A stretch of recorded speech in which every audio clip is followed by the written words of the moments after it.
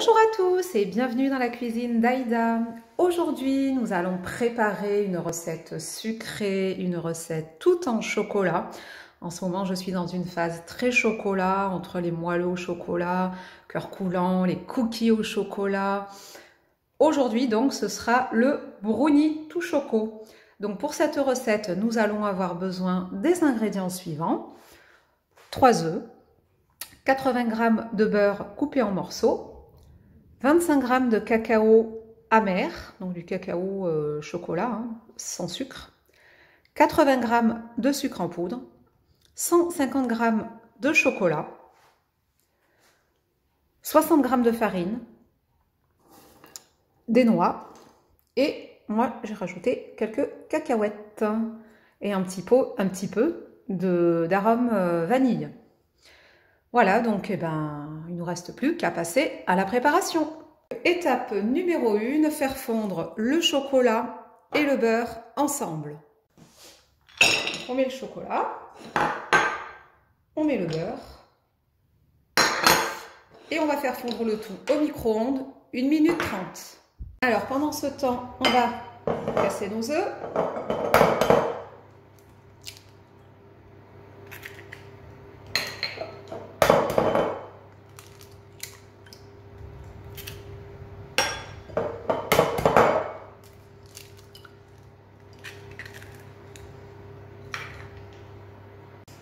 Donc on va mélanger nos œufs.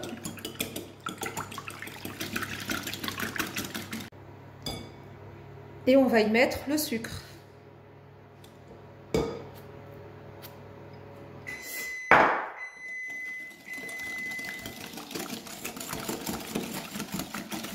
Donc là, vous mélangez jusqu'à faire un peu blanchir le mélange.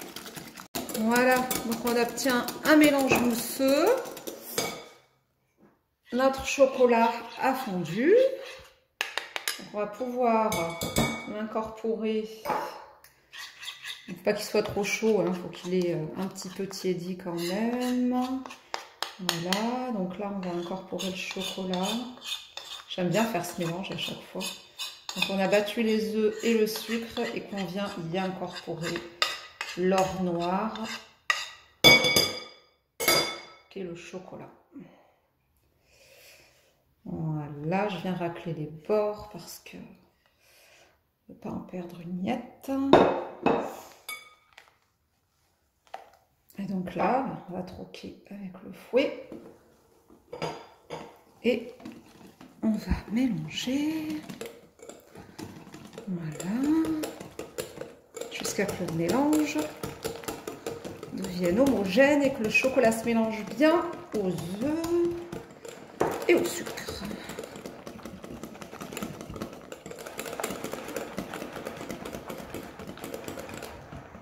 Voilà.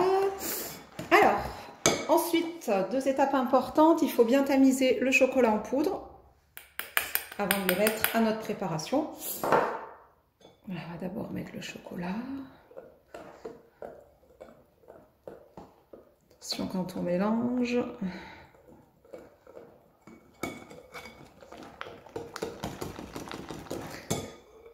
Et la farine aussi, tamisée pour éviter qu'il y ait des grumeaux qui se forment.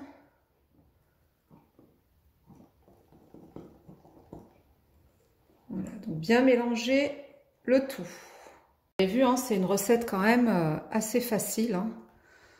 Toutes les recettes à base de chocolat ont à peu près toutes les mêmes grandes lignes.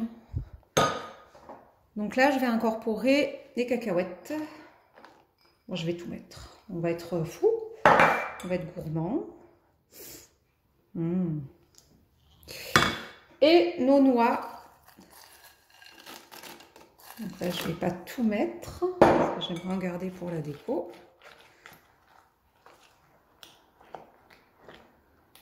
Et donc, si vous voulez rajouter des pépites de chocolat, vous pouvez également. Vous voulez rajouter des noix de pécan, j'en avais plus, mais pas salées, hein, des noix de pécan sans sel. Là, mes cacahuètes, je ne l'ai peut-être pas précisé, ce sont des cacahuètes sans sel.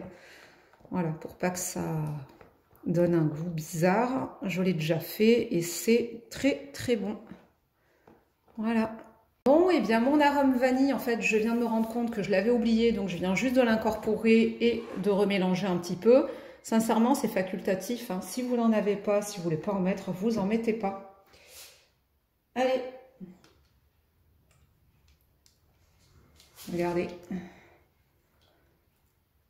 J'essaie de ne pas en mettre n'importe où. Parce que j'ai quand même mis mon papier cuisson au fond de mon plat.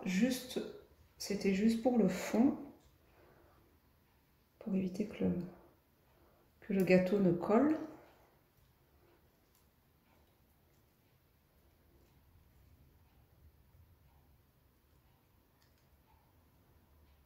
Voilà. Et donc, attendez.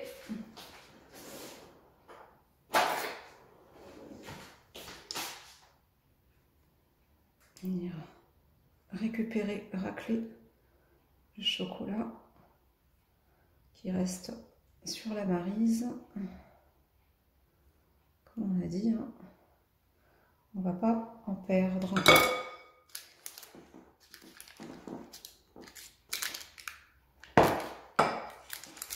Donc on le fait un petit peu bouger.